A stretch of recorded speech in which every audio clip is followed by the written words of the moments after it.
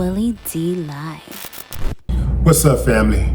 Oh, you're gonna love this one. Ghislaine Maxwell, the former girlfriend and accomplice, according to the police, of Jeffrey Epstein, was interviewed by the DOJ.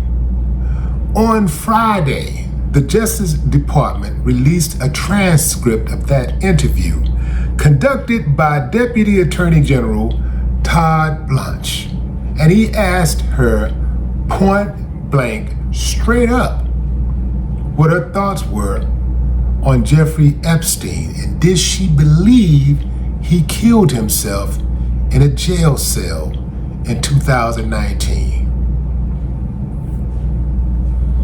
Well, it started off good. She said, no, I don't believe he killed himself. That was no surprise. The surprise came when she offered a theory. This woman fixed her mouth to say that Jeffrey Epstein was probably killed by a prisoner, and these type of things are easy to do when you have a problem with somebody. But she does not believe he killed himself because he had sensitive information about his friends and powerful people who were involved in his sex trafficking of minors crimes. Give me a thumbs up if you believe that, fam. I know I probably gave it away, but give me a thumbs up. Everybody got their own opinion. Give me a thumbs up if you believe Ghislaine Maxwell is being sincere in her offering of a theory about how her former boyfriend died. Thumbs down if you say compromised. Yeah, she's been compromised. You know, Ghislaine was recently moved to a really cushy facility in Texas. Real nice. She was moved from the Max prison that she was in, serving her time. I think she had 20 years, to a much more friendlier and nicer club-fed type of setting. Very easygoing, almost like at home. No real boundaries. You could actually just walk off if you wanted to. Obviously, they'll, come get you, but it's not the maximum security. It's really, really cushy for her now.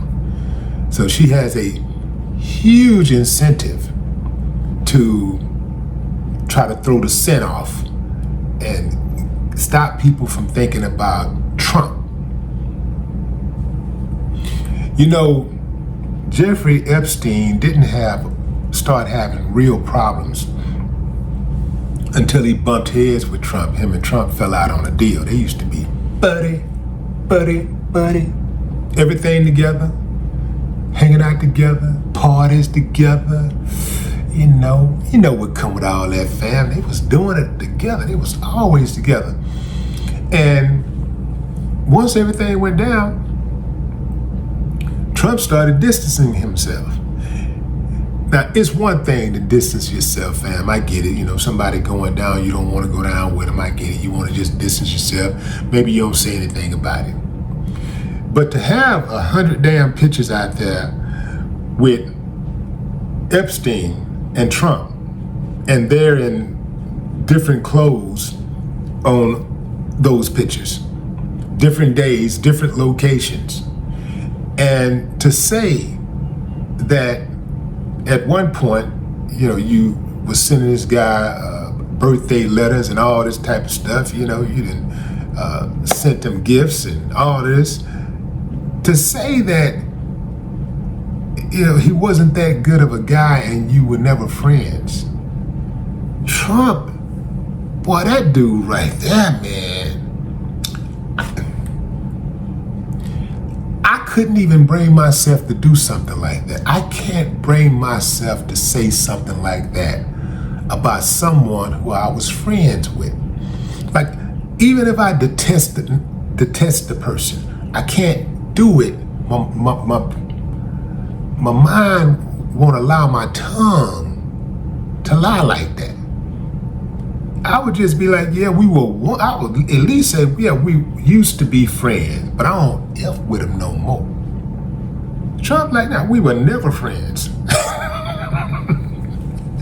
Trump, that dude don't give a damn. Like, say, fam, talk about the ultimate self-preservationist. Yeah. Ghislaine Maxwell, she is a trip. I mean, damn. I know you're trying to get out of jail, but do we owe the people who we claim to love, do we owe them anything? Do we owe them loyalty and even in debt? Some people think when you die, that's a wrap, it's over. But you don't think that, like, when one of your friends died, that because of the friendship that you had, that at the very least you should still be loyal to his memory or her memory, their legacy? To just throw them under the bus like that, even in death? I'm gonna be loyal. That's just the way I'm cut, fam. We got one life to live.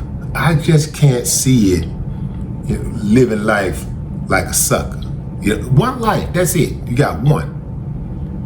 So for me, I gotta live mine authentically true to myself. And you know how they say you can fool some of the people some of the time, but you can't fool me none of the time? I can't fool myself none of the time.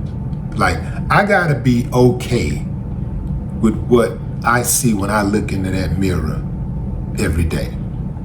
It's one thing for people to see me one way and I can, put on this facade or whatever and make people think this is who I am and all of that kind of stuff. But I gotta be, whatever I'm trying to make people think I am, I gotta be okay with that when I look into the mirror, who I really am. And I gotta be honorable. Like, for me, I don't even understand even the point of living like living like a sucker, like your whole life, whatever time you got here, you live life like a sucker. Like, it's dudes out there that get up every day doing sucker shit, and they cool with that. I don't understand that. I wouldn't want that life.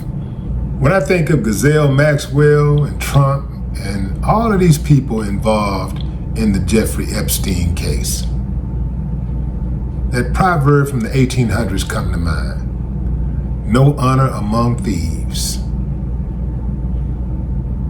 Justice for Jeffrey. No more talk.